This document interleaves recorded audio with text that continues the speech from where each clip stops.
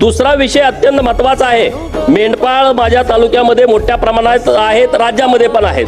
मेंढपाळांच्या जीवनामध्ये जर बदल करायचा असेल तर त्याला चांगल्या प्रजातीचे नर दिले पाहिजेत, चांगल्या प्रजातीच्या मेंढ्या दिल्या पाहिजेत। तर सरकारच्या माध्यमातून तसं होताना दिसत नाही। परंतु माझ्या विधानसभा मतदारसंघामध्ये माडग्याळ नावाचं गाव आहे आणि माडग्याळ मेंढी आता सगळ्या मेंढपाळांच्याकडे आहे आणि त्या माडग्याळ मेंढीची किंमत 1 लाखापासून 10 लाखापर्यंत आहे। ही अभिमानाची गोष्ट आहे, परंतु याला GI मानांकन मिळण्याची आवश्यकता आहे।